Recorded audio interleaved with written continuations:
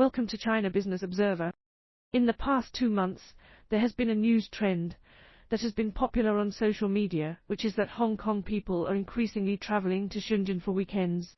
There are two main reasons for this. First, the transportation between the two places has become more convenient.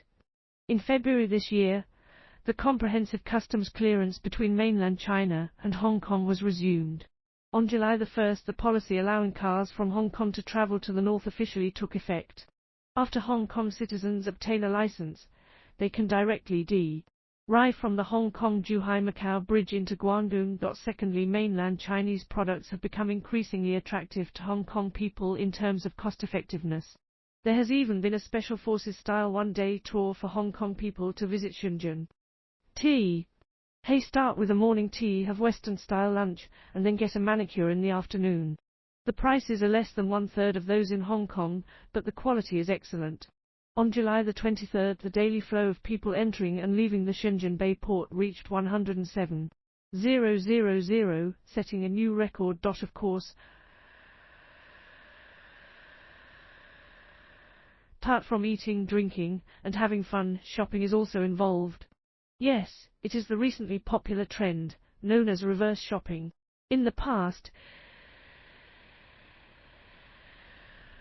was mainly people from mainland China who went to Hong Kong for shopping, such as buying baby formula, cosmetics, and the Hong Kong version of the iPhone. But now this trend has reversed. What do Hong Kong friends mainly buy when they come to Shenzhen? Previously, someone summed up the 3 must-buy items in Shenzhen, which are the peaches from Hema, the milk tea from Grandma's Handmade, and the pastries from Buyer's Master. Especially Buyer's Master, almost everyone buys a bag from there. In addition to Buyer's Master, the pastries from Luxai River and Kumo are also popular items for reverse shopping. In fact, for Hong Kong friends, buying snacks in Shenzhen is just like us going to Chongqing for hot pot. In the eyes of outsiders, Chongqing is filled with delicious hot pot restaurants. Similarly, in the eyes of Hong Kong friends, there are delicious snacks all over mainland China. Why? Because in recent years our baking industry has been booming. Although there has been news of Chinese-style baking brands exiting the market, the overall market is still growing. In 2022, the market size of baked goods in China reached 285.3 billion yuan, an increase of nearly 10% compared to the previous year. However, today we are not talking about Hong Kong shopping or Chinese-style baking. Instead, let's take a different perspective and talk about a place closely related to the baking industry, which is Zixi in Jiangxi. In the baking industry, there has always been a saying that Zixi is the hometown of bread in China. Why? Let me give you a number to feel it. Zixi has a population of only 100,000. But in the past 30 years, 50,000 people have entered the baking industry after leaving Zixi. They have opened more than 16,000 bakeries in over 1,000 towns across the country, with an annual output value of over 30 billion yuan. Some people say that, wherever there is bread in China, there are people from Zixi. Either the founder of the bakery is from Zixi, or the skills are learned from someone from Zixi. For example, the founder of Buyer's Master is from Zixi. The founder of Luxai River learned the skills from someone from Zixi. So, why is Zixi so strong in the baking industry? Is it because of favorable conditions? Not really. In terms of natural conditions, Zixi is not exceptional. It is surrounded by mountains and has inconvenient transportation. Due to poor profitability, the Countess-only train station was suspended last year. In terms of resource advantages, it is not noteworthy either. The most important ingredient for making bread is wheat, and Zixi does not produce wheat at all. Then, how did Zixi, with a low starting point in terms of resources, become the hometown of bread? Recently, Jenga Island conducted a comprehensive analysis. Simply put, Zixi became the hometown of bread because of the extension of its social network. At first glance, it seems a bit abstract. Let's start with the beginning of the Zixi bakery industry. We need to talk about a person from Zixi named Zhang Xiaowang. He is a veteran. When he retired in the 1980s, he learned the technique of making bread in a dual-use military-civilian talent training class. and then opened a bakery in the bustling city of Yingtan together with fellow villagers. With this bakery, Zhang Xiaoang earned over 30,000 yuan in the first year, which was a considerable amount in the 1980s. The news spread to his hometown, and many young people came to him to learn the craft. At that time, making bread was still a high threshold skill, and baking techniques were not easily shared. The barriers to entry were high.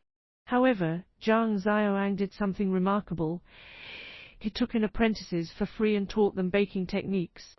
The founder of buyer's master, Bao Keisheng's parents, were among Zhang Xiaoang's first batch of apprentices. The founder of Luxi River, Huang Jin, became Zhang Xiaoang's apprentice at the age of 15. In this way, through the family helping family, neighbor helping neighbor approach, and the chain of mentorship spreading across different levels, from one surname to one village, from one village to one town, and from one town to one county, Zixi Countess. Bakery industry laid a solid foundation. However, we stop here. It would just be a story of local people forming a business network through mentorship, similar to what we often hear about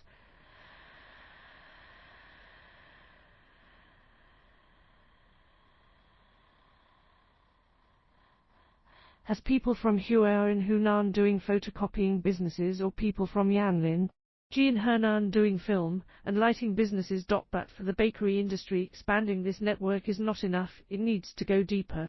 After all, the competition in this industry is intense. With the popularity of the internet and the decline of baking skills as a trade secret, and with many capital investors eyeing this market, competition has become increasingly fierce. So, how do people from Zixi maintain their competitiveness? The Zixi bakery industry has three key strategies. The first strategy is that people from Zixi are particularly good at collective action, promoting explosive products and setting trends. Their shops generally do not have too many products, they focus on one or two signature items. For example, buyer's master's signature, meat floss shell, and Luxi Rivers. Production of 750,000 pieces of peach pastry per day. More importantly, people from Zixi collectively sell whatever single item sells well and easily becomes a hit. If peach pastries become popular, they will collectively sell peach pastries. If jujube cakes sell well, they will collectively sell jujube cakes. People from Zixi lead the trend of bread through collective action, creating an atmosphere of what I sell is the hottest product of the season. Of course, this is still at the individual level for industry practitioners. Returning to the regional level, the second strategy is the entrepreneurial support provided by Zixi to local people. In 2001, Zixi established the Bakery Industry Association, and in 2004 a Bakery Industry Development Office was set up under the county government to help solve problems faced by people from Zixi at the government level. For example, in Zixi it is easy to apply for a bakery loan. As long as you want to open a bakery outside of Zixi, you just need to provide a credit certificate, fill out a form, and the government will grant you a bakery loan. Many people from Zixi have used this startup capital to gradually expand their bakery businesses. Another example is that behind the Industry Association, there is a support team composed of courts, industrial and commercial departments, public security departments, etc.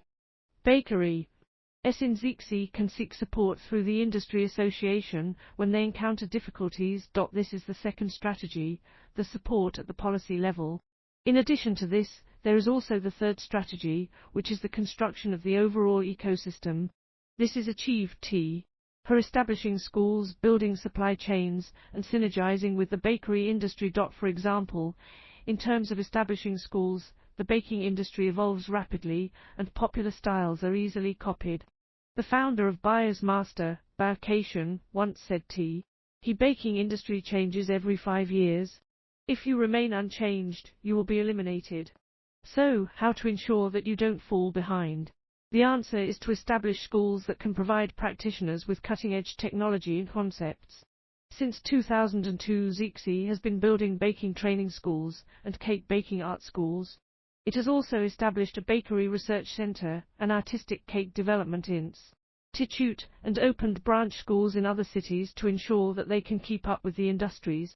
Advanced technology. Regarding building a supply chain starting from 2018, Zixi proposed the idea of building a city for the bakery and food industry to encourage returnees from Zixi to start businesses.